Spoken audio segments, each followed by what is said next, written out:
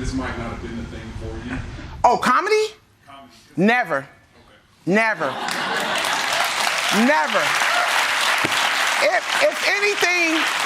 If anything, you have a bad night, you don't get a gig, or something's not happening in your career, you may feel like hesitance and like, oh, man, like, you know, but I was always funny, so it was always, nah, for real, like, but it was never an option. Like, I go, nah, I'm quitting, but then I go home, watch TV, smoke a joint, wake up the next morning, and be like, it's not an option. This is what you do so well. So, yeah, I can't say, no. Yo, let me tell you something about that, though. Yo, stop lying to yourself. Like, stop being your worst block. Like, you know what I'm saying? You can always go. You know what happened? You know what happened to me? I was working at Roscoe's Chicken and Waffles as a waitress, right? And there was this comedian named Mother Love, and I waited on her. And she was like, "Didn't you open up for me like a couple of nights before?" She was like, "I couldn't even follow you." She was like, "What the you doing here at Roscoe's?" And I was like, "Bitch, paying bills." And she was like, "No, put your faith in what you do and go after it, because you can always come back to Roscoe's. You can always come back to this job. So stop blocking yourself and go for what you can always go back to. I mean, if you make a mistake, you can always just do something else. Stop being so hard on yourself. Give yourself some grace. Because if you're thinking about something that you want to do, that's something that you are in control of your happiness. Not everybody else, you are. So if you know you're unhappy, sit your ass down and have a conversation with yourself and see what the is making you unhappy and take care of that. Stop being complacent and sitting in misery. That's stupid. I remember my first night on the show. It was wild. I auditioned on, I think, a Friday, and they told me, come back 4 days later with a suit. Because they had no money to pay for the suits. And luckily, I had one suit because I had gotten married a few months earlier, and I came back with a suit, and the day was bonkers. I arrived, and oddly enough, it was the day Crimea was invaded. And I know. We actually know where that place is now. Because I didn't that morning, and I showed up. And I went to this morning meeting, which is an amazing thing at The Daily Show. So many funny, thoughtful people in a room, and I get thrown in there, and it's such a welcoming place. And there's Jon Stewart, somebody I've watched since I was very little. He's very old and decrepit. Also very short, small man, wise beyond his years, but many years. And we were talking about Crimea and all of these things, and they're like, Jordan, you're going to do a chat. You're going to do that tonight? We're going to talk about this? Let's go. And you brainstorm some ideas for the chat. And I remember they bring me into John's office, like, right after the meeting. And I'm very nervous. I don't know how this day works. And we sit down, and John starts talking about not only what happened, but essentially he's talking about the commentary that's been written in the morning about what already happened in that room. And I'm sitting across from him with a few other people. Jen Flans is over there right now, EP showrunner. She's in that room as well. She's the best. And there's a reason these shows can still run like they do with a different host every week, and it's because of the team that we have here at The Daily Show. And I remember he's talking about all these things with Crimea, and I just keep thinking, I don't know where Crimea is. I don't know. And then we usher off, and we brainstorm jokes and bits around the Crimea invasion, and it's fun. It's a wild day. The chat comes up, and you go into a rewrite right before you come on out there, and you go one last time over it. And the process for a chat, essentially the idea of this chat was John is throwing to their first-time correspondent who's in Crimea, and he's overwhelmed by the experience. Truth in comedy, it's always the best way to go. And I remember in the rewrite, you're in this small room, and you're throwing jokes out there, and John opened up with, like, how would you react here? And I said, I'd say, like, I don't want to disappoint you, Dad. And it made him laugh, because that's how I was feeling in that room at that moment. I don't want to disappoint you, Dad. And he was like, that's good. I'm like, that was the first joke I got on the show. And he was like, all right, we ready to do this? And you don't waste time at The Daily Show. When you, like, print the script, it's like, great, we're on in 20 minutes. And so he comes out, I go back, my brain is spinning. I've been doing comedy and entertainment for 15 years, but never had a break anywhere near this. Been living in poverty up until this point. I'm like, holy shit, I'm on The Daily Show. I'm about to be on The Daily Show. I'm looking through the script. John comes out. I'm right back there, and I'm looking through the script. He says, like, we have something special happening today. We have a new correspondent. We don't have that very often. I'm getting nervous, and Born to Run starts to play, which was the song he always played before he came out. And then he's like, you guys ready for a good show? And they say yes. He says, welcome to The Daily Show. And he runs back, and we just had this little one-on-one moment. He just says, don't fuck it up. And I remember, like, he came back out there, and right back there, like, tears.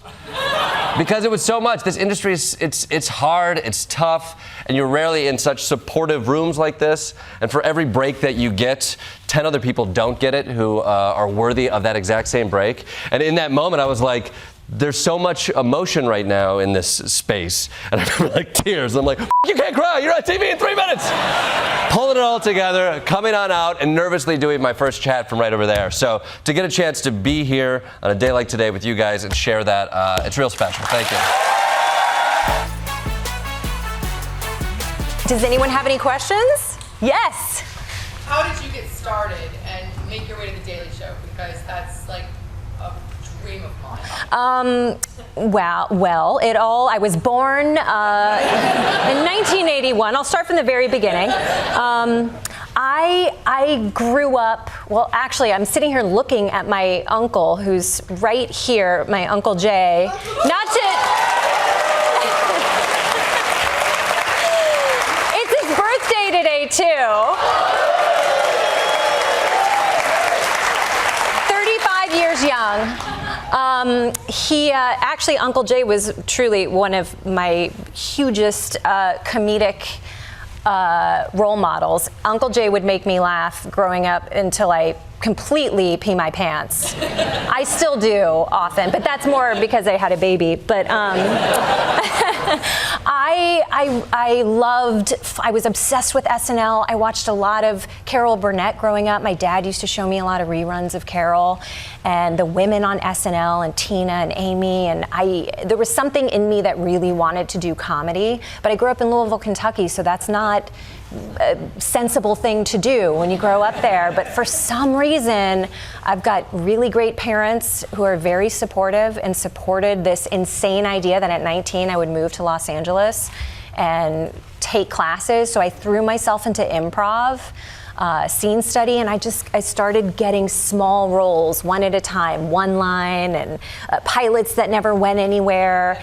But when I reached my 20s, I was obsessed with The Daily Show. I loved Jon Stewart. I watched religiously. It was my dream to be on the show. I auditioned for the show 3 times over the years. And finally, the 3rd time, I got the call, come out to New York. And this was right after they hired Trevor.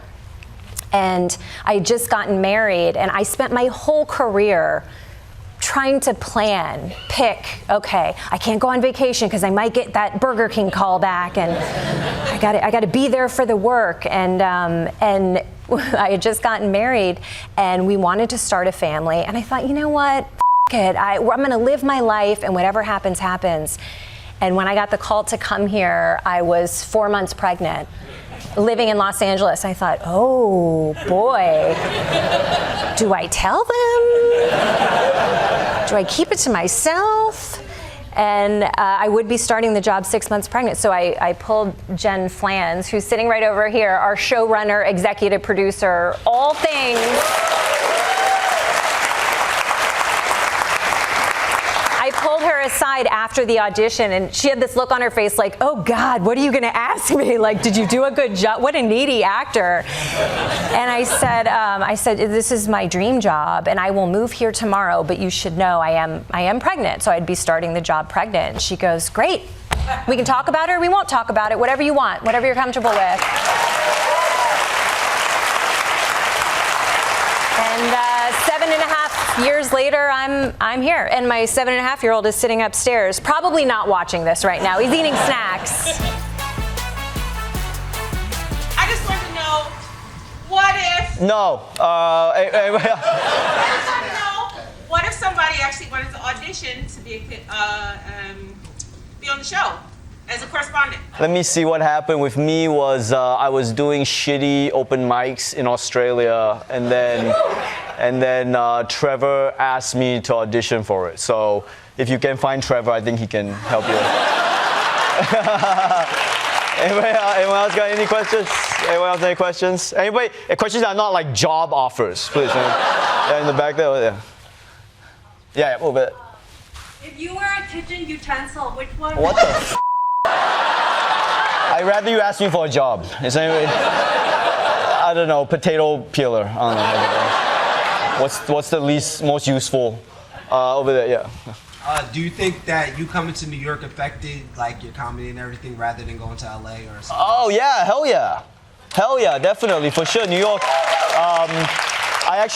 When I first got my visa, I went to LA. My agent told me to come to LA and do pilot season, and that's an industry term for everyone. There's one guy in the industry laughing already. Yeah, my agent was like, "Hey, come to LA, do a pilot season." Pilot season means you go into an audition room with 20 Asian dudes who look like you, who all went to like Yale drama school. And they were auditioning for like, you know, Sidekick 2 on whatever. And I was in that. I was in that for I did that one time. And as in I was in that season one time. And I knew like, man, I'm not going to outact all these actual trained, talented people. The only thing I can do with my limited skill set is go to New York and be a huge asshole. And so, and it worked out like that. So New York, definitely. New York is, yeah, New York for life.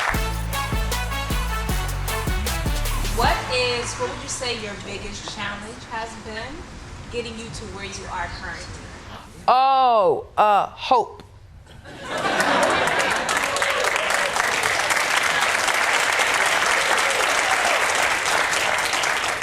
People don't talk about how hard hope is.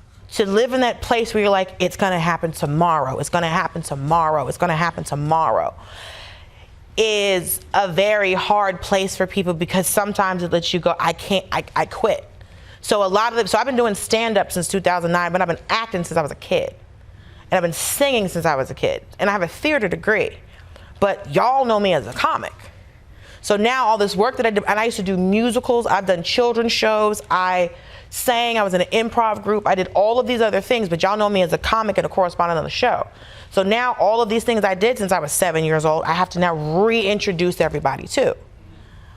But if I had lost hope and didn't because I started doing stand-up because somebody told me I was a comic. It wasn't something that I chose to do. I just happened to be good at something, so someone saw something in me that I didn't see in myself. And so that was the biggest challenge for me to go, okay, I have a theater degree. I've never been on stage and been myself and said my own words. So getting into stand-up was one of the hardest things for me because I'd never been myself on stage. I knew how to perform, I knew how to find my light, I knew how to plant my feet, I knew all of the trappings. I'd done on stage 900-seat theater with no microphone and sang to the back of a room. I can perform, but not as me. So that was the hardest part of the whole process, going, okay, I have to be Dulcé. I haven't done that before. So that was the hardest part into that, and also listening to my mother. Because a comic told me in 2007 that I should do stand-up, and I didn't listen to him. But I started when I was supposed to. You see what I'm saying? So you get things when you're supposed to, which is always hard to hear. But in 2009, I, once again, on unemployment, look at God, and I was taking a sketch comedy class, and I got laid off from a job, and the comic Big Kenny is like, again, come take my stand-up class. And I was like, Unc, I don't have a job. I can't afford the $300 class. And he's like, you're supposed to do this. I won't charge you for the class. And then I couldn't decide what to do, and my mother told me, because Big Kenny had been inviting us to shows for 2 years. He's like, you have to do this, you have to do this. I was like, nah, I'm good. And then my mother came up to me one day before the class started, and she said she had a dream that the whole world was laughing at me. And she didn't understand what it meant. She was like, why are people laughing at my daughter? I don't understand what's going on. What did she do?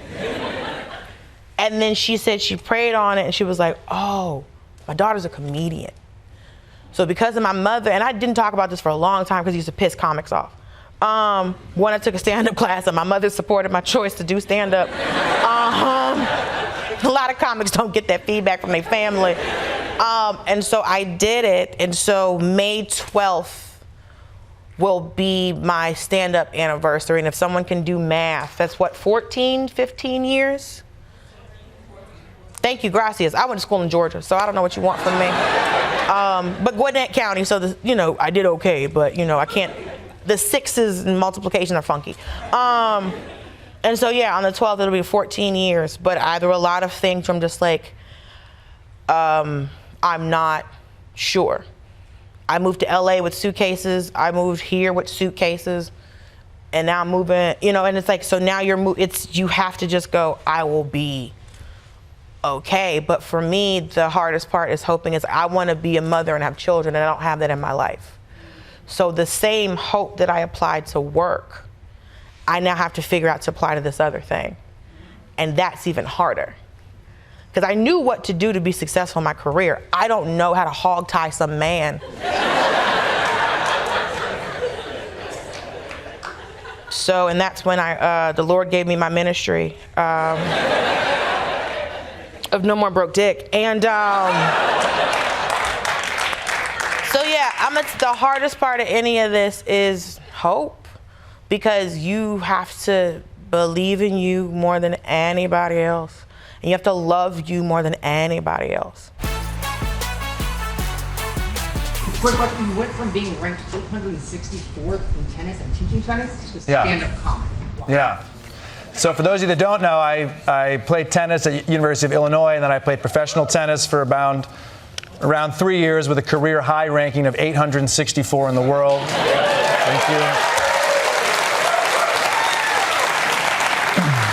I made $11,000 over 3 years.